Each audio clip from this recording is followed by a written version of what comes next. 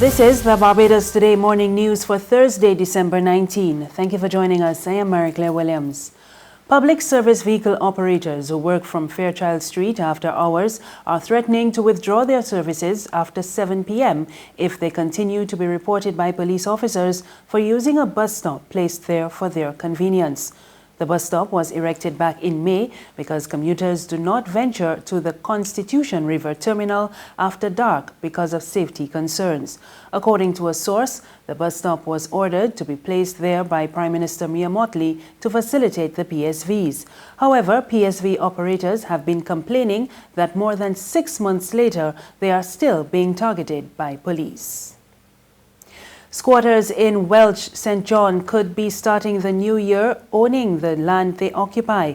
That's according to MP for the area, Charles Griffith. His comments came during a tour of the badly eroded road on the nearby Pothouse district on Monday. The Barbados Labour Party promised residents ownership of the properties during the 2018 election campaign. Griffith says government is now in the final stages of transferring properties to individuals who qualify. As it relates to Welch, we're in the final stages of actually preparing the conveyance for all of those persons that would have been deemed to be squatters in the area. Hopefully by the end of this particular month, that entire situation will be rectified. I know that the ministry would have conducted all of the necessary survey work.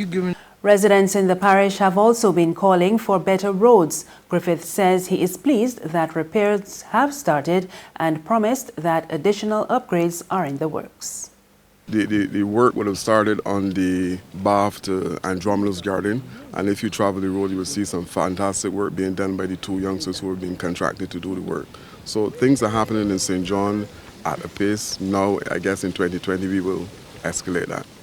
Vendors at the Cheapside Public Market are gearing up for what they hope will be a busy weekend as Barbadians complete their last-minute Christmas shopping. When Barbados Today visited the market yesterday, vendors shared mixed views on sales so far this season.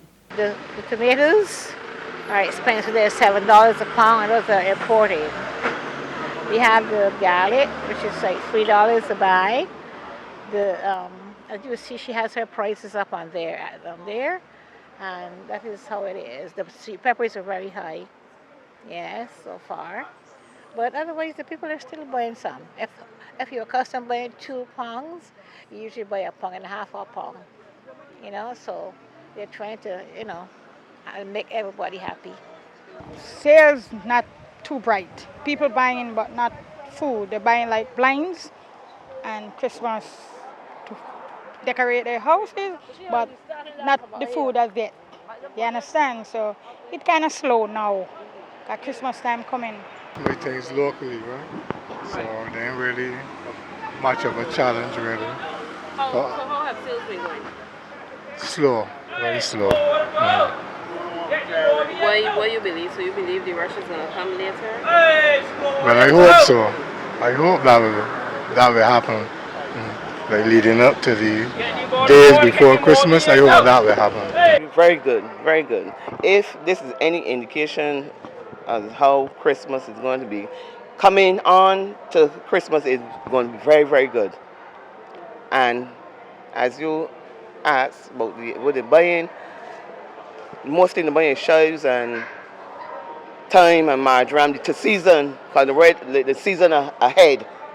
And so we can now be carrots and different the hard food, as people will say, carrots and things.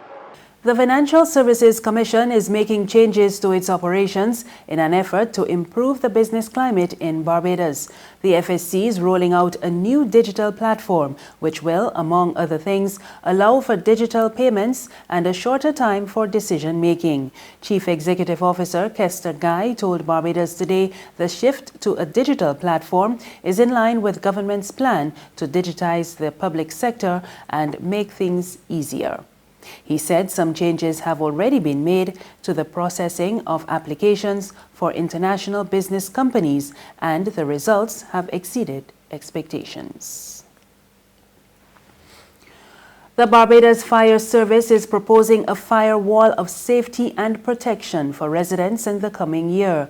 Acting Chief Fire Officer Henderson Patrick says the service will work with various stakeholders to develop a safety consciousness and culture among citizens and businesses.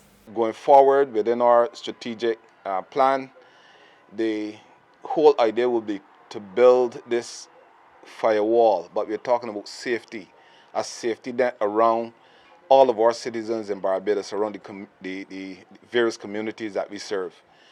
But we have to recognize that it is not only input from the fire service that will be welcome, that will help us to achieve that goal.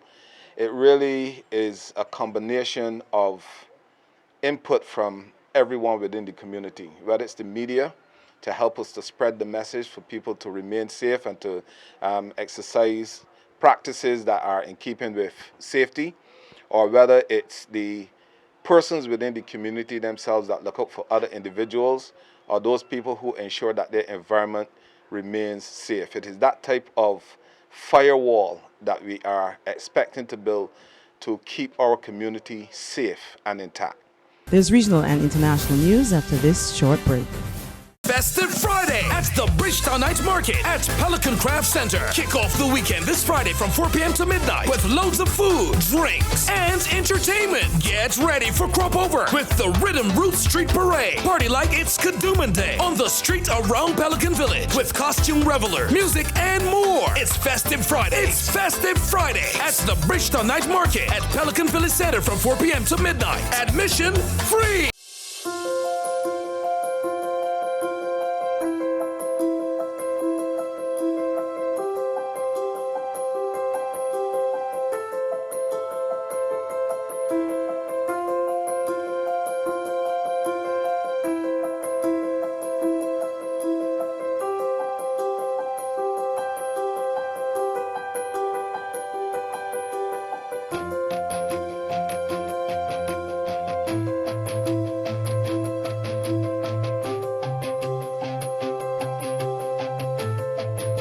Barbados Today, news you can trust.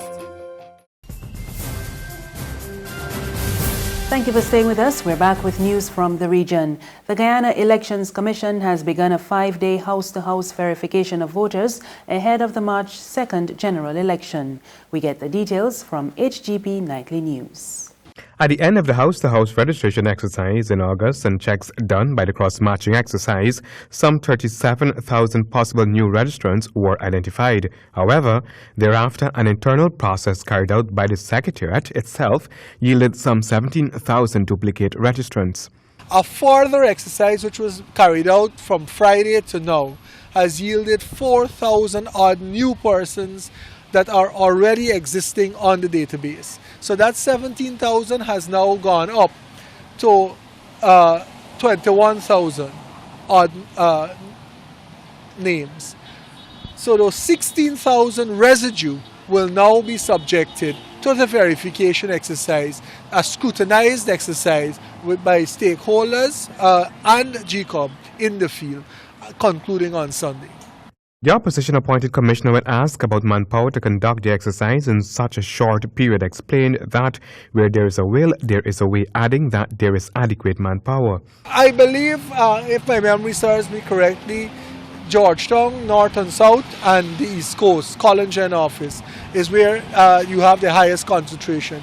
But the numbers are scattered throughout the registration offices, 28 or 29. Some places have as little as in double digits, some most have triple digits, and I believe those few offices have 4 digits. Parliamentary parties are to be involved in the verification process. On the international scene, a Japanese journalist has won damages from a well-known reporter who she accuses of raping her. It is a high-profile victory for Japan's MeToo movement, which struggles with a culture of silence over sexual assault. We get more in this Reuters report. Shiori Ito has become a face of Japan's struggling MeToo movement. Wednesday's verdict cheered women's rights groups in a country where sexual assault victims fear shame and humiliation and usually stay silent. The Tokyo court ordered senior television journalist Noriyuki Yamaguchi to pay Ito 3.3 million yen. That's $33,000.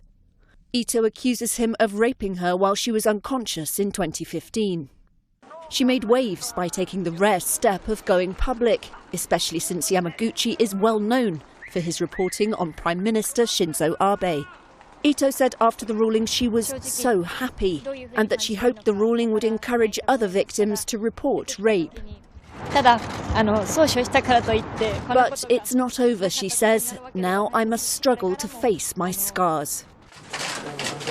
The court found highly credible her account that Yamaguchi forced her to have sex while she was unconscious, and despite her resisting when she came round.